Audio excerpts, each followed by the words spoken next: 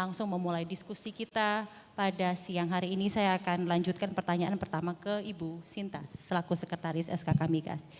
Tadi di sesi pertama kita sudah berbicara ya Bu ya dari segi pemerintah dan legislatif mengenai tantangan dan juga roadmap dari transisi hijau di Indonesia. Pandangan SKK Migas sendiri mengenai energi gas bumi sebagai jembatan menuju energi terbarukan dan konservasi energi tersendiri di Indonesia, bagaimana Ibu? Baik, terima kasih.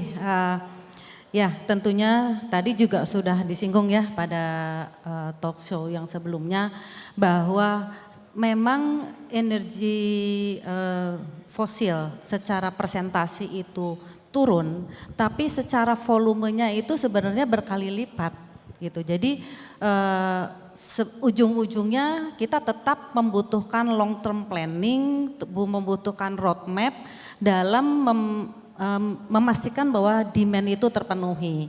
Dan itu pula yang kalau kita menyebutnya bahwa kita berdampingan dengan dalam hal transisi energi ini untuk memastikan bahwa kebutuhan itu terpenuhi.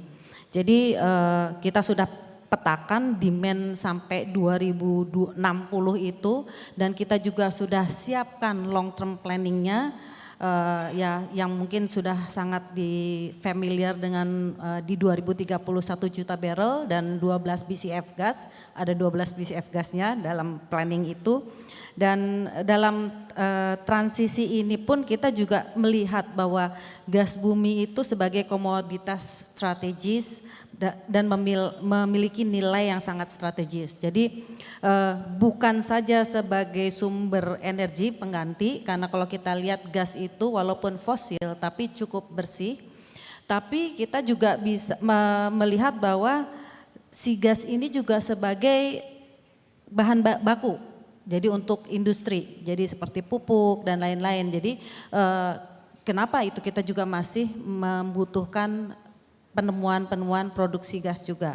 Dan kemudian sebagai transisi energi tentunya, dan tentunya sebagai ekspor. Jadi SKK Migas itu dalam roadmapnya mempertimbangkan juga produksi gas ini, memastikan bahwa terpenuhi demand, dan kita juga selalu membahas balance gas dan memastikan bahwa demand itu terpenuhi, sambil juga tentu memastikan bahwa kita dalam konsep transition energy. Itu tadi sekilas mengenai utilisasi gas di Indonesia ya, ada pandangan dari SKK Migas. Sebenarnya Ibu, sebesar apa potensi cadangan gas bumi di Indonesia dan bagaimana pula strategi percepatan komersialisasinya, khususnya proyek-proyek gas raksasa yang diberikan Indonesia itu Masela dan Indonesia Deepwater Development? Baik, jadi dalam hal pertumbuhan permintaan dalam negeri dari 2023 sampai 2035 itu 1,7%, dan kita sudah punya seperti yang sudah kita ketahui itu kita punya tangguh train 3 itu 700 MMCF per day di tahun 2023, kita punya abadi dan kita juga punya IDD. Tadi juga sempat disinggung oleh Pak Sugeng bahwa kita punya Andaman. Nah ini juga sebenarnya new konsep, jadi play opener yang tentunya bisa segera dimonetisasi. Tapi kita tidak boleh lupa juga dengan pada saat kita bicara gas, kita juga bicara infrastructures, pemanfaatannya. Jadi industri-industrinya, karena gas itu memang kita harus tentukan siapa yang akan memakai. Nah ini kenapa kita sangat membutuhkan finalisasi, realisasi pipa Cisem dan Semangke. Karena kemudian kita bisa membalance kelebihan gas di Jawa Timur, kita bisa bawa untuk kekurangan gas di Jawa Barat atau bahkan di Sumatera. Nah saat ini Cisem Semangke itu hanya akan memberi solusi untuk di Jawa dan Sumatera. Sementara tadi Pak sudah disinggung juga di talk show sebelumnya bahwa kita masih punya 68 cekungan yang masih belum dieksplorasi, dan itu kebanyakan di Indonesia Timur dan kebanyakan adalah gas.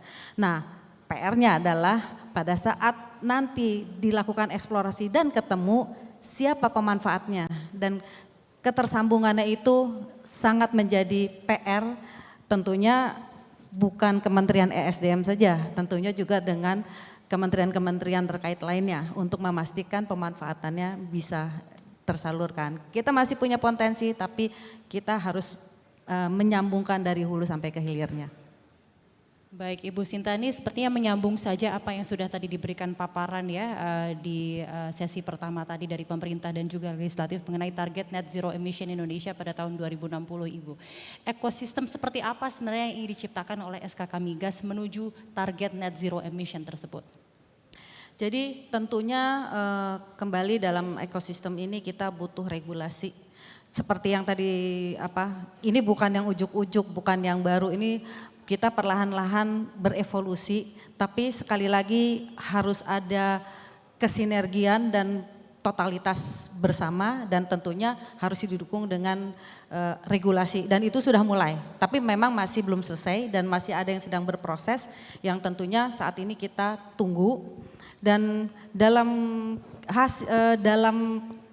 regulasi-regulasi itu tentunya itu juga akan mendukung CCS, carbon capture dan carbon usage yang sangat membantu dalam NDC karena CCUS itu bisa berkontribusi cukup banyak dalam juta ton CO2-nya. Jadi regulasi-regulasi itu yang sedang kita tunggu dan tentunya dalam ekosistem yang kita miliki di industri migas, terutama di SKK Migas ya kita pengelolaan energi itu, jadi karbon itu digunakan, tidak di flare, kita juga punya zero flaring dan juga kita mensupport dalam penghijauan. Jadi kita setiap tahun itu, tahun ini kita penanaman pohon itu targetnya 1,65 juta pohon, tapi ternyata kita sudah melebihi target 1,7 juta dan di tahun depan kita menargetkan 2 juta. Jadi tentunya juga sejalan dengan Kementerian KLHK. Baik, sedikit tambahan saja sebelum saya beralih ke Pak Darmawan ya Pak. Tadi itu mengenai paparan mengenai SKK Migas dan juga capaian-capaian dan ekosistem yang berusaha dicapai oleh SKK Migas menuju net zero emission di Indonesia. Kita tahu sendiri Bu, harga komoditas energi nasional dan juga di global tengah melambung. Peluang dan tantangan seperti apa yang dihadapi hulu migas Indonesia di tengah melambungnya harga komoditas energi ini? Jadi peluang dan tantangan, saya mulai dengan peluang dulu, bahwa tentunya peluang itu kita mendapat investasi yang cukup besar dan target investasi yang kita targetkan itu adalah 179 miliar tambahan dan tambahan penerimaan sebesar 115 miliar US dollar yang tentunya bahwa kita juga punya beberapa tantangan. Kita pernah melakukan di IOG Convention survei di mana tantangan yang utama dari survei tersebut adalah kepastian hukum. Jadi regulasi-regulasi tentunya salah satunya adalah kepastian hukum SKK Migas itu sendiri. Kemudian sinergi hulu sampai hilir, seperti tadi saya sampaikan pada saat kita bicara gas, kita harus bicara sampai hilirnya. Karena kalau hilirnya belum jelas, gas itu tidak akan ngalir. Dan itu kita mesti pastikan ketersambungan dari hulu sampai ke hilirnya. Kemudian kita juga kita bicara tentang fiskal, stimulus fiskal dan tentunya bahwa energi fosil ini bukan lagi energi yang favorit dengan transisi energi ini, sehingga kita harus memberikan term condition yang cukup menarik karena kita berkompetisi dengan negara-negara sekitar kita.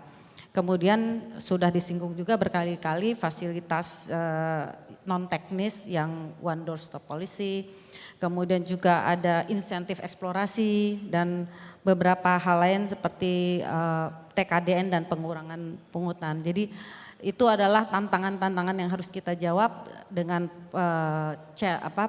benefit yang kita peroleh adanya investasi dan penambahan pemasukan negara.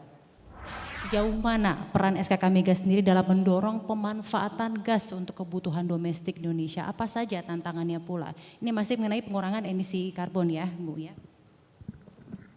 Baik, Dalam pemanfaatan migas Indonesia, terutama gas, sebenarnya itu 68% itu untuk domestik sudah, dan tentunya pemerintah terus mendorong bahwa domestik ini yang nomor satu.